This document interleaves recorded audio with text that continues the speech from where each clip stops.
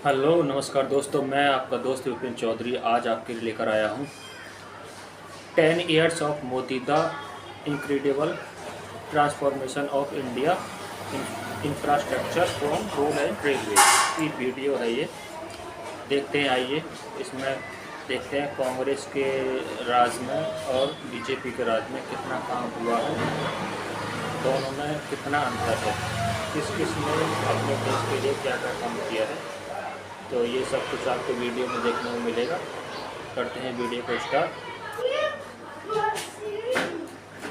किसी भी देश को अपने यहाँ की इकोनॉमी को स्ट्रॉन्ग करना होता है तो वो देश इंफ्रास्ट्रक्चर पे इन्वेस्ट करता है। इंफ्रास्ट्रक्चर पे इन्वेस्ट करने का मतलब है देश में रोड बनाना, हाईवे बनाना, पोर्ट्स बनाना, एयरपोर्ट बनाना, देश के कोने कोने में बिजली पहुँचाना, पानी पहुँचाना, रेल पहुँचाना, देश को रोड, रेलवे, इंटरनेट से कनेक्ट करना जैसी तमाम चीज़ें शामिल होती हैं। इंफ्रास्ट्रक्चर में इन्वेस्ट करने से देश को सिर्फ अच्छी रोड, हाईवे, ब्रिजेस नहीं मिलते हैं, देश की इकोनॉमिक डेवलपमेंट भी खूब होती है। इंफ्रास्ट्रक्चर में इन्वेस्ट करने से देश में बहुत सी एम्प्लॉयमेंट जनरेट होती है, लोगों को नौकरियां मिलती हैं, स्मॉल और मीडियम बिजनेस को फ़ायदा पहुंचता है। बहुत से लोग ये समझते हैं कि इंफ्रास्ट्रक्चर में इन्वेस्ट करने से सिर्फ मजदूरों को काम मिलता है, पर ऐसा नहीं है। बहुत सी ऑपरेशन, मैनेजमेंट जॉब भी इंफ्रास्ट्रक्चर डेवलपमेंट से जनरेट होती हैं। और सबसे बड़ी बात, देश के बैकवर्ड एरियाज तेजी से डेवलप होने लगते हैं। इंफ्रास्ट्रक्चर स्ट्रॉन्ग होने से बहुत सी फॉरेन कंपनीज भी देश में इन्वेस्ट करती हैं।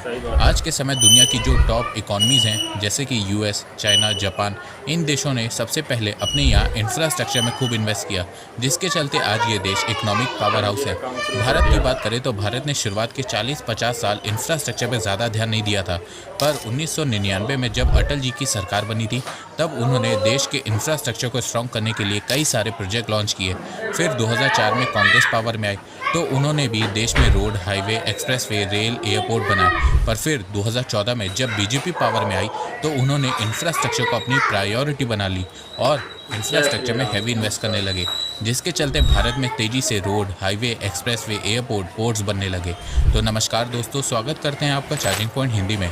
दोस्तों, आज के इस वीडियो में हम बीजेपी और कांग्रेस के इंफ्रास्ट्रक्चर के 10 साल को कंपेयर करेंगे और जानेंगे कि इन दोनों में से कौन बेहतर है। तो जानने के लिए जुड़े रहिए आप इस वीडियो के साथ। दोस्तों, मैं ऐसे ही इंफॉर्मेटिव वीडियो बनाता हूँ, तो अगर आपको इंफॉर्मेशनल वीडियोज़ देखना पसंद है तो आप इस चैनल को सब्सक्राइब कीजिए, इससे मुझे बहुत ही सपोर्ट मिलेगा। रोड्स, आइए सबसे पहले बात करते हैं रोड कंस्ट्रक्शन की। पिछले 10 सालों में भारत के रोड नेटवर्क में 59% की ग्रोथ हुई है।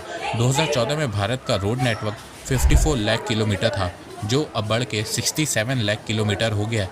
जहां 2014 में per day 9 kilometre road construction हुआ करती थी, वहीं आज 36 kilometre per day road construct हो रही है। Ministry of road transport and highway की रिपोर्ट के मुताबिक 1947 से 2004 तक भारत के नेशनल हाईवे की लेंथ 65,569 किलोमीटर थी।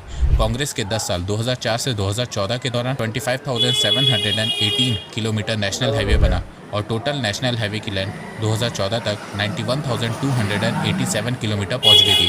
फिर उसके बाद आई बीजेपी और नवंबर 2023 तक बीजेपी ने भारत में 54,858 किलोमीटर नेशनल हाईवे बनाया है और टोटल नेशनल हाईवे की लेंथ 1,46,145 किलोमीटर हो गई है। पिछले 10 सालों में नेशनल हाईवेज की लेंथ 60% बढ़ी है, वहीं 4 लेन नेशनल हाईवे 2.5 गुना बढ़ा है।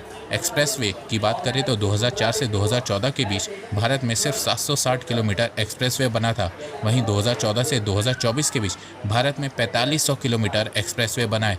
अभी भारत में एक्सप्रेसवे की टोटल लेंथ 5500 किलोमीटर है। तो देखा जाए रोड कंस्ट्रक्शन के मामले में बीजेपी कांग्रेस से 3 से 4 गुना आगे है। इंफ्रास्ट्रक्चर बजट की बात करें तो जहां 2014 में भारत का इंफ्रास्ट्रक्चर का बजट 1.8 लाख करोड़ रुपीस था, वहीं इस साल का infra budget 11.1 lakh crore rupees है। पिछले 10 सालों में भारत का इंफ्रा बजट 6 गुना बढ़ा है।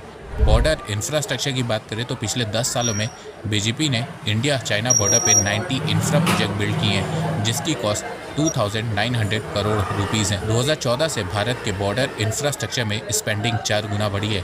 2008 से 2014 के दौरान भारत के बॉर्डर पे 3,610 किलोमीटर रोड कंस्ट्रक्ट हुई थी, वहीं 2014 से 2022 के दौरान 6,806 किलोमीटर रोड कंस्ट्रक्ट हुई है। बीजेपी भारत के बॉर्डर को लेकर बहुत ज़्यादा सीरियस है। बीजेपी नहीं चाहती कि जिस तरह 1962 में भारत चाइना से पुअर इंफ्रास्ट्रक्चर की वजह से हार गया था, वैसा दोबारा हो। बीजेपी इंडिया चाइना बॉर्डर पे प्रॉपर रोड एयरपोर्ट्स बनवा रही है ताकि हमारे जवानों को प्रॉपर फैसिलिटी मिल सके। 2014 में भारत के बॉर्डर रोड ऑर्गेनाइजेशन का बजट 3,782 करोड़ रुपीस था।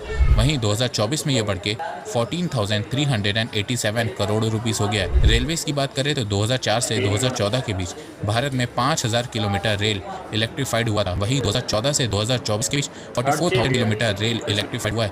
ट्रैक लिंक की बात करें तो 2004 से 2014 के बीच 17,000 किलोमीटर रेल पटरियां ऐड हुई थी। वहीं 2014 से 2024 के बीच 31,000 किलोमीटर रेल पटरियां ऐड हुई हैं। 2004 से 2014 के बीच 0 स्टेशन का रीडेवलपमेंट हुआ था। वहीं 2014 से 2024 के बीच 1,320 स्टेशन रीडेवलप हुए हैं। 2004 से 2014 के बीच 32,000 कोच मैन्युफैक्चर्ड हुए थे। वहीं 2014 से 2024 के बीच 54,000 कोच मैन्युफैक्चर्ड हुए हैं। 2004 से 2014 के बीच 2,000 इलेक्ट्रिक लोको मैन्युफैक्चर्ड हुए थे। वहीं 2014 से 2024 के बीच 6,500 इलेक्ट्रिक लोको मैन्युफैक्चर्ड हुए हैं। 2004 से 2014 के बीच 0 किलोमीटर फ्रेट कॉरिडोर था भारत में। वहीं 2014 से 2024 के बीच 2,700 किलोमीटर का फ्रेट कॉरिडोर देश में बना है।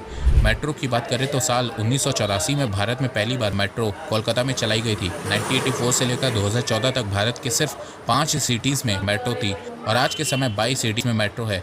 1984 से 2014 तक भारत में मेट्रो की टोटल लेंथ 248 किलोमीटर थी।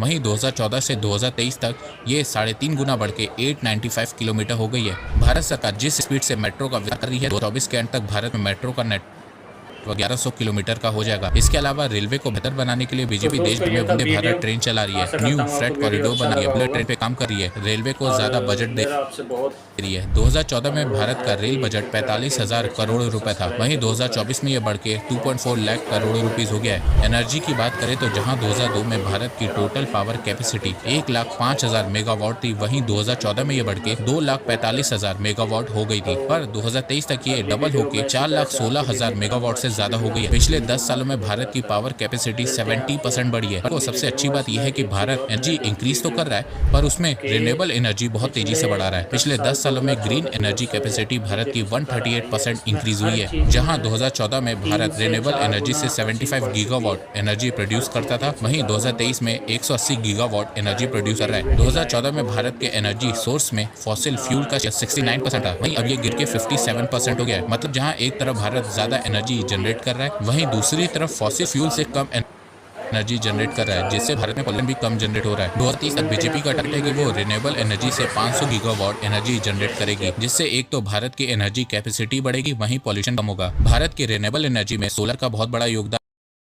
है। 2014 में भारत में सोलर एनर्जी 3.7 गीगावाट प्रोड्यूस होती थी, वहीं 2022 में 74 गीगावाट प्रोड्यूस हो रही है। अकॉर्डिंग टू वर्ल्ड बैंक 2014 तक भारत के 85% पॉपुलेशन के पास इलेक्ट्रिसिटी पहुंच गई थी, वहीं अब 100% पॉपुलेशन के पास इलेक्ट्रिसिटी